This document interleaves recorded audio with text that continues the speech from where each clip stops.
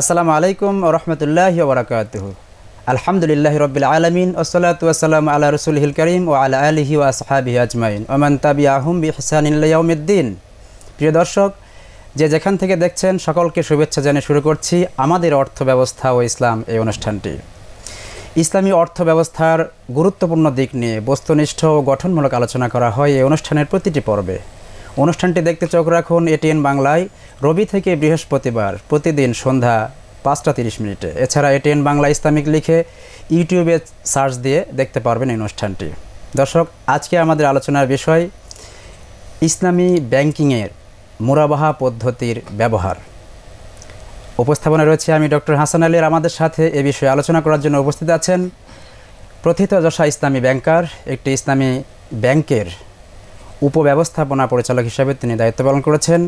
বিশিষ্ট লেখক, তিনি বিভিন্ন ধারার লেখালেখি করেন অর্থনীতি, ব্যাংকিং সহ অন্যান্য সকল বিষয়ে।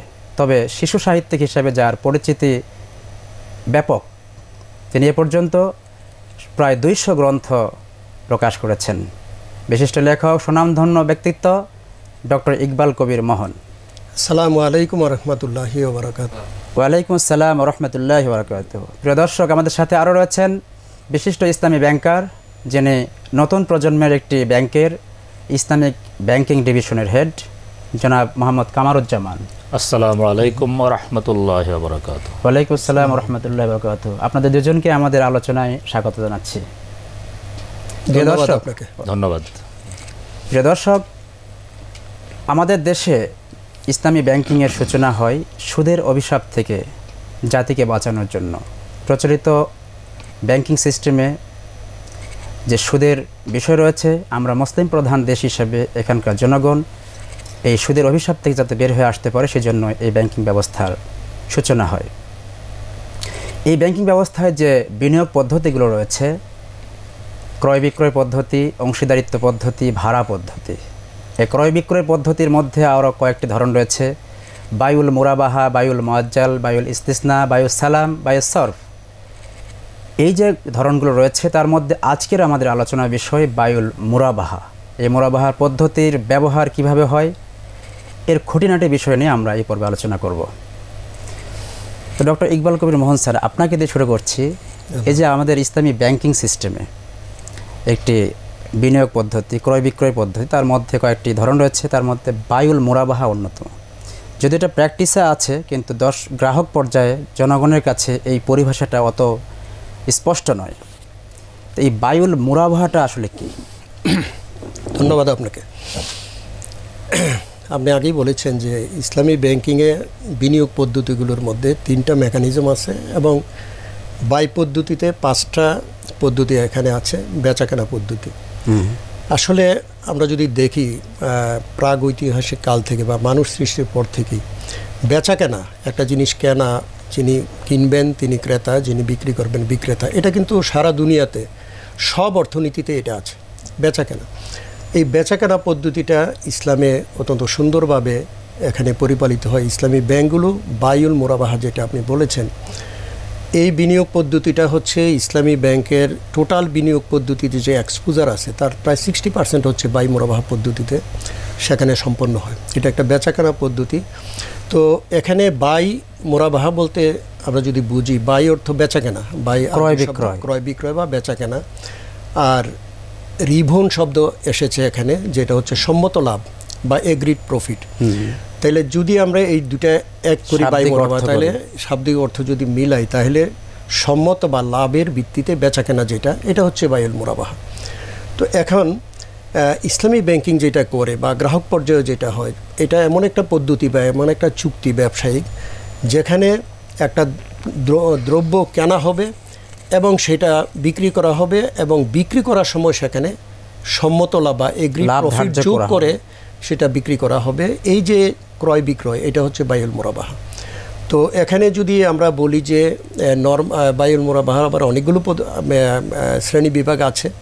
তো সেখানে আমি যদি বলি ব্যাংকিং বাই মুরাবাহা কোনটা, ব্যাংকিং বাই মুরাবাহার মধ্যে এখানে বাইটাকে বিক্রয় হিসাবে মনে করা হয় এবং ব্যাংক সেখানে গ্রাহকের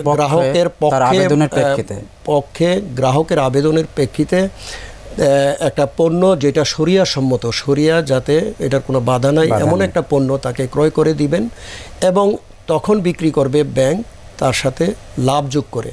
বলে বাই মুরাবাহা মানেই হচ্ছে লাভের বিক্রিতে বিক্রয়। এখানে লাভ যদি না থাকে, ধরা না হয়, তাহলে এটা বাই মুরাবাহা। তার মানে হচ্ছে যে বায়ুল মুরাবাহা সেটা ব্যক্তি পর্যায়ে হোক আর ব্যাংকিং সেক্টরে হোক, এখানে অন্যতম একটি শর্ত হচ্ছে এই পণ্যের সাথে লাভ ধার্য করতে হবে, সম্মতভাবে। এটি একটি বিষয়। ধন্যবাদ স্যার আপনাকে। তো জনাব কামরুজ্জামান স্যার, আপনার কাছে জানতে স্যার যেটি বললেন যে একটি অন্যতম শর্ত হচ্ছে লাভ যোগ করে পণ্য বিক্রয় করা বায়ুল মুরাবাহা। ব্যাংকিংয়ের ক্ষেত্রে ব্যাংক গ্রাহকের ফরমায়েশ অনুযায়ী পণ্যকে ক্রয় করে সেটার সাথে লাভ যোগ করে বিক্রয় করে। এই বিক্রয় করার সময় গ্রাহকের সাথে আর কি ধরনের ডিলিংস করতে হয় বা আর কোন কোন বিষয়গুলো গ্রাহকের সাথে আমাদের সম্পাদন করতে হয়? ধন্যবাদ আপনাকে। তো আসলে স্যার বলেছেন যে বাই মুরাবাহা ব্যাংকিং ইন্ডাস্ট্রিতে যে বিনিয়োগ বিজনেস তার একটা মেজর অংশ দখল করে আছে বাই মুরাবাহা। আমরা দেখতে পাই সাধারণত যখন কোনো মুরাবাহা গ্রাহক ব্যাংকের কাছে আসে, গ্রাহক যখন ফরমায়েশ করে যে আমার এই পণ্য বা এই গোর্সে কমোডিটি আমি ব্যবসা করি এবং আমার ট্রেডিং ব্যবসা আছে বা আমি এটা সেল করি বা আমি এটা মার্কেটিং করি, তখন ব্যাংকার তার নিজের পয়েন্ট অফ ভিউ থেকে তার জন্য কিছু ডিউ ডিলিজেন্স তাকে ফলো করতে হয়, কিছু নিয়ম কানুন তাকে অবজার্ভ করতে হয় এবং কিছু সিস্টেম থেকে অনুসরণ করতে হয়।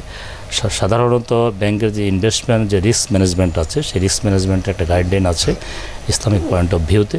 সেই পয়েন্ট অফ ভিউ থেকে A to Z এগুলো একজন ব্যাংক ফলো করে। এই যে ব্যাংক যে পণ্য ক্রয় করলে ক্রয় মূল্য এবং বিক্রয় মূল্য সেটা কি গ্রাহককে জানানোর কোনো বাধ্যবাধকতা আছে? মুরাবাহার ক্ষেত্রে এই বিষয়টা অত্যন্ত গুরুত্বপূর্ণ যে ব্যাংক যেই মালটা কাস্টমারকে সরবরাহ করবে সেই পণ্যটার বা সেই কমোডিটিসটা কি পরিমাণ বা কি দামে সে ক্রয় করেছে, কেনা হলো, তার সাথে প্রফিটটা কত যোগ হলো, কি 10% বা 12% বা 15%, এটা অ্যাড করে আলাদা আলাদাভাবে তাকে সুস্পষ্টভাবে জানিয়ে দিতে হবে। এই ক্ষেত্রে যে বিক্রয় মূল্যটা, এই মূল্যটা কি আপনার নগদে এবং বাকি দুই সিস্টেমে হতে পারে? দুভাবেই হতে পারে। মুরাবাহা এমন একটা পদ্ধতি, এর মধ্যে অনেক বিষয়ের অনেক টার্মস কন্ডিশন, অনেক সিস্টেম। তার মানে যেটা বোঝা যাচ্ছে যে বিক্রয় মূল্যটা নগদে পরিশোধ করতে পারে অথবা বাকিতে হতে পারে, বিভিন্ন শর্তে হস্তান্তর করা যেতে পারে।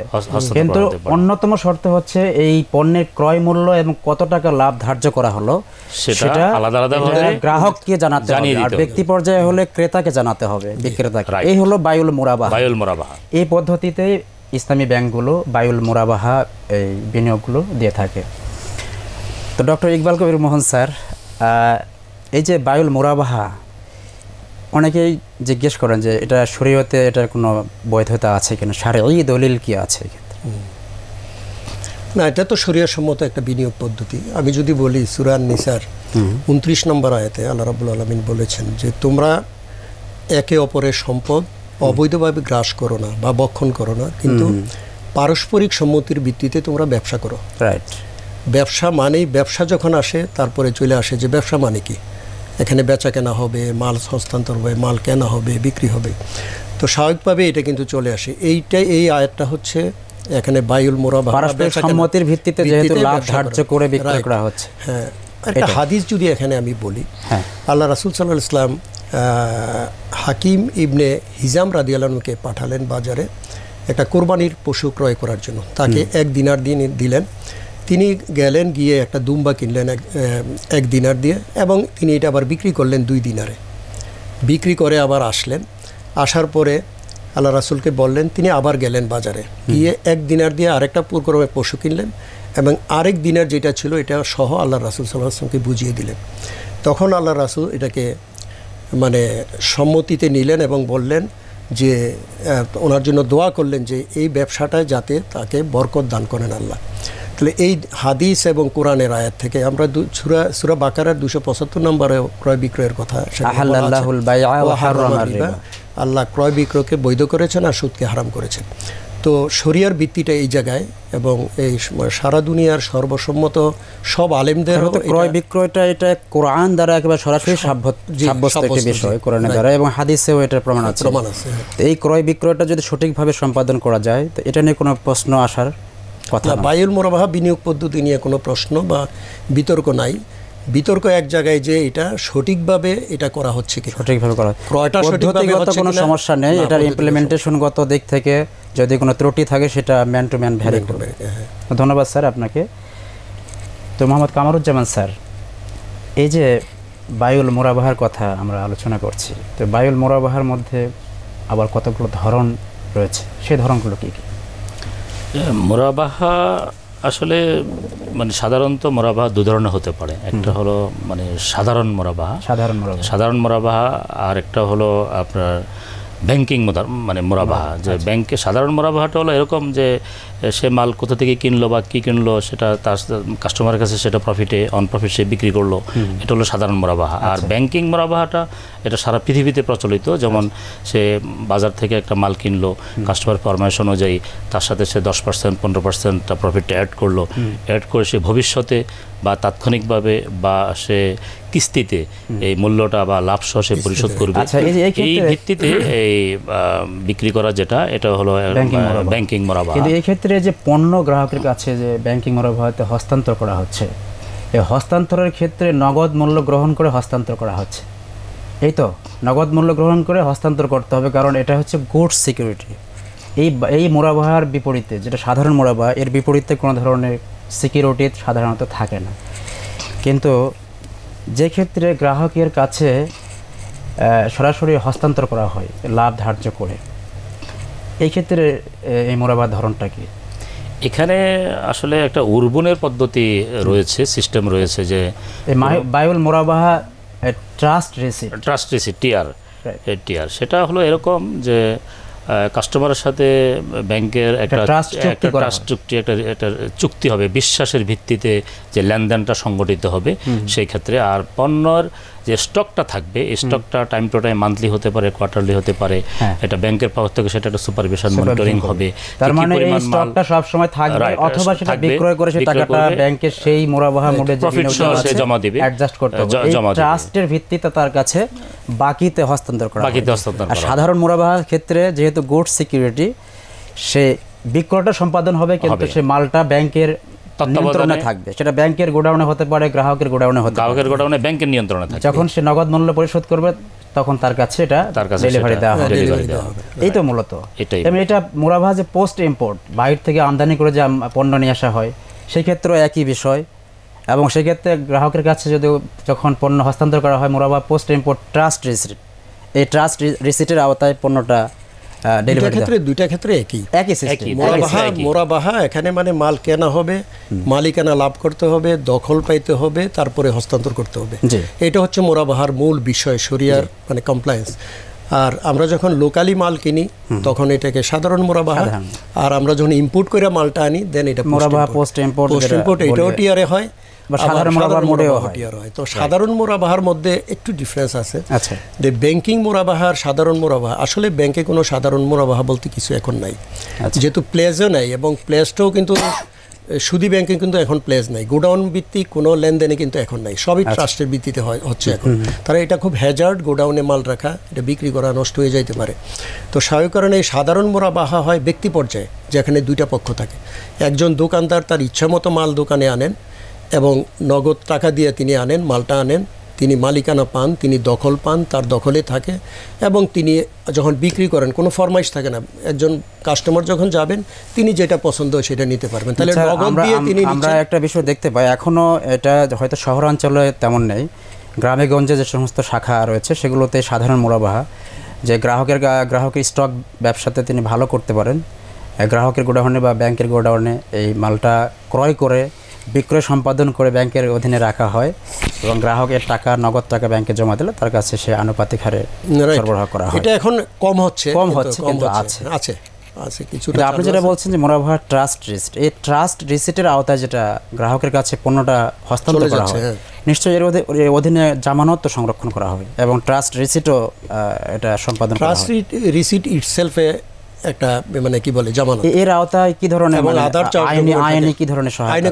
আইনে কোনো বাধা নেই, ট্রাস্টের ভিত্তিতে যখন এটা কারণে আইনে কি সহায়তা পাওয়া যেতে পারে? যে এই যে ট্রাস্টের ভিত্তিতে আমরা হস্তান্তর করলাম, ট্রাস্ট একটা রিসিটের স্বাক্ষর নিলাম, যেটা মোরাবাহা চুক্তির আওতায়, গ্রাহকের কাছে পণ্য হস্তান্তর করলাম, কোনো সিকিউরিটি রাখা হলো না, যেটা সাধারণ মোরাবাহার ক্ষেত্রে গ্রাহকের কাছে পণ্য সিকিউরিটি থাকে, হস্তান্তর করার সময় নগদ মূল্য নেওয়া হচ্ছে।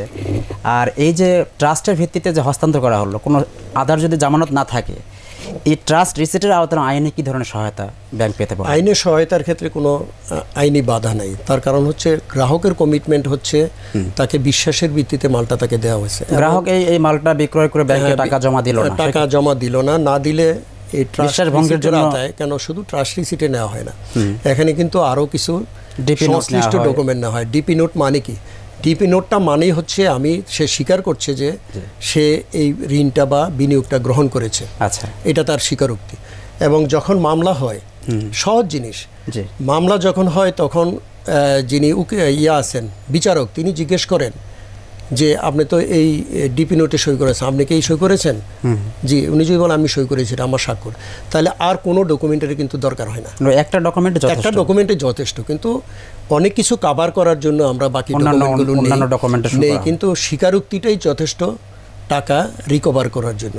তো এখন বিষয়টা হচ্ছে ব্যাংকিংটা হয় আসলে বিশ্বাসের ভিত্তিতেই। আমি ধরে নিচ্ছি যে আমার গ্রাহকটা ভালো, সে আমার টাকা ফেরত দিবে। টাকা ফেরত না দিলে আইনের বিষয়গুলো আসে। তো নর্মালি যারা ভালো গ্রাহক তারা কিন্তু টাকা চাওয়ার আগে কিন্তু সে ব্যাংকে টাকা দিয়ে দেয়। তো স্বাভাবিক কারণে এই যে ডকুমেন্টেশনগুলো সবচেয়ে জরুরি জিনিস না, আমার আইনের ভালো সহায়তা পাওয়ার জন্য একটা গুরুত্বপূর্ণ এটা হচ্ছে ব্যাংকারদের জন্য সবচেয়ে জরুরি। যে ভালো গ্রাহক যদি নির্ধারণ করতে না পারেন, তাহলে আপনি জমি মর্টগেজ দিয়েও কিন্তু টাকা যত সিকিউরিটি ইনশিওর করা হবে, রিকভারিটা কঠিন হবে। সো এখানে কিছু রিস্ক ব্যাংকে নিতে হয়। ধন্যবাদ স্যার আপনাকে।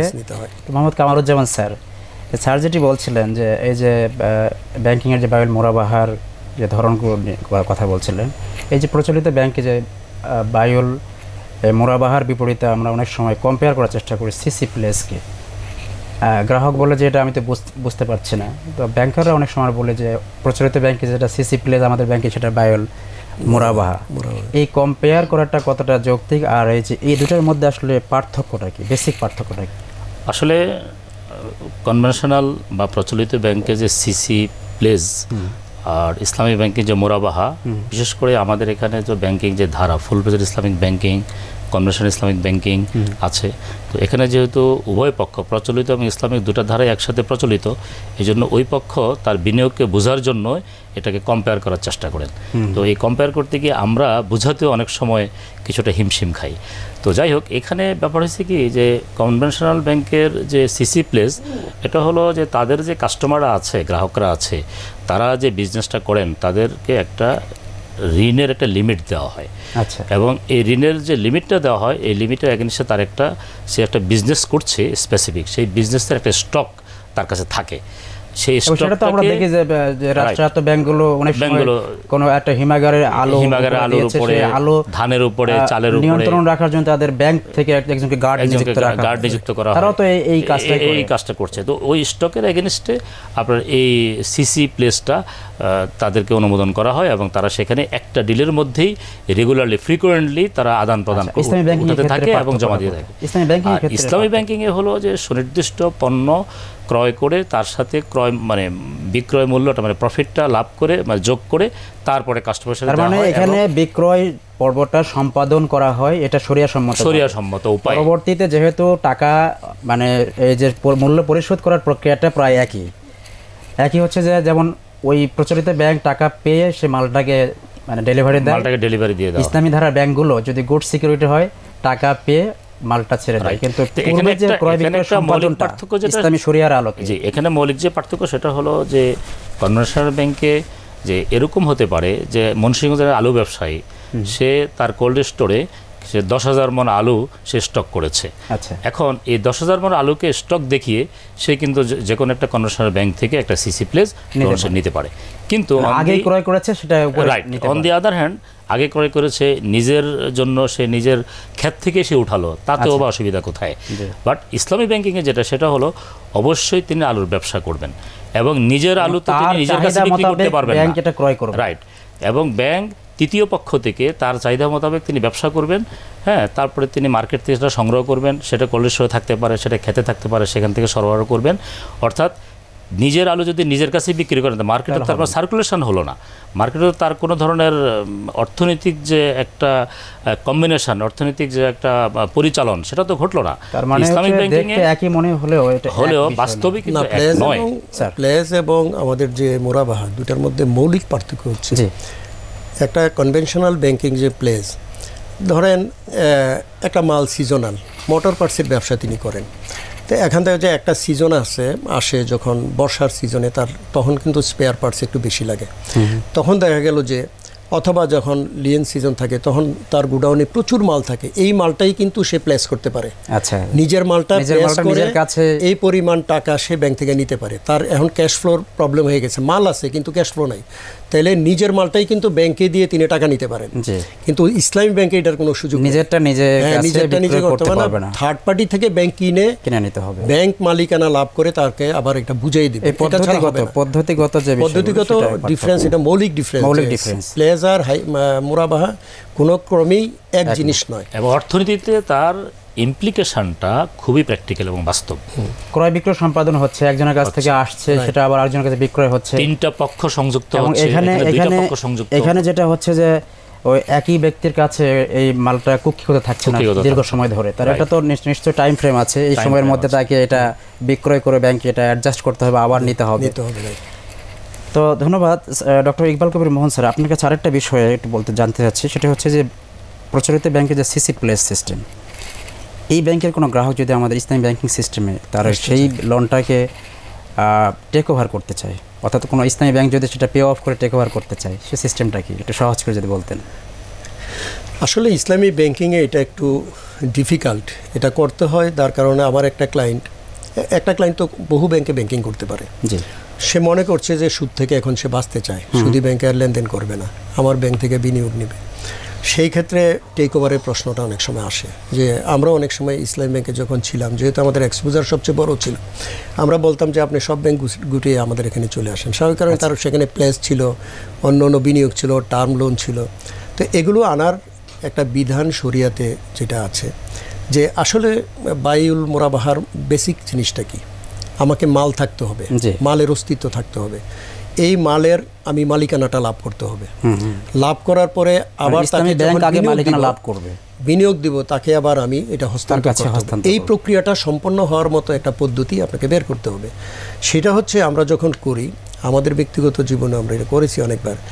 সেটার বিষয়টা হচ্ছে, যেই মালটা তিনি আমার কাছে, যেই প্লেজের এগেনিস্টে যে টাকাটা ব্যাংক পায়, ধরেন 1 কোটি টাকা পায়, আমাকে এনশিওর করতে হবে তার 1 কোটি টাকার মালামাল আছে কিনা।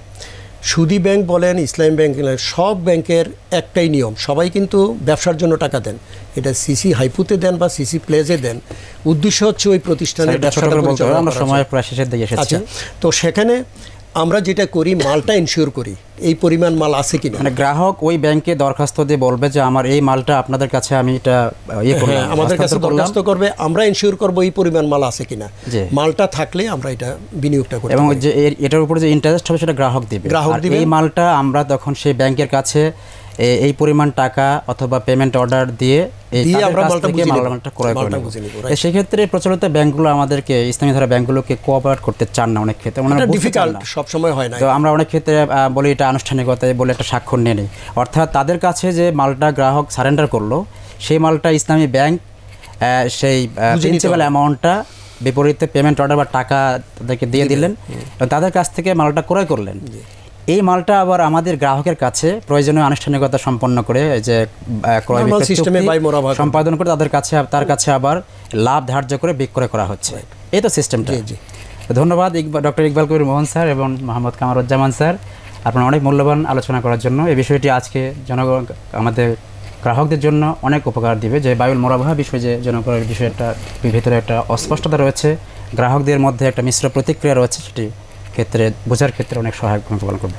প্রিয় দর্শক, এই যে বায়ুল মোরাবাহাতে আমরা যে বিষয়গুলো আলোচনা করলাম, তার মধ্যে গুরুত্বপূর্ণ বিষয় হচ্ছে এখানে পণ্য ক্রয় করে তার সাথে লাভ ধার্য করে বিক্রয় করতে হবে। সেটি ক্রয় বিক্রয়টা বাকিতে হতে পারে এবং নগদেও হতে পারে, তবে এই ক্রয় মূল্য এবং বিক্রয় মূল্য দুটি স্পষ্টভাবে গ্রাহককে জানাতে হবে। তো আজকে এই পর্যন্তই, আবার দেখা হবে। সে পর্যন্ত আল্লাহ আমাদের সকলকে ভালো রাখুন, সুস্থ রাখুন। সুবহানাকা আল্লাহুম্মা বিহামদিকা আশহাদু আল্লা ইলাহা ইল্লা আনতা আস্তাগফিরুকা ওয়া আতুবু ইলাইক।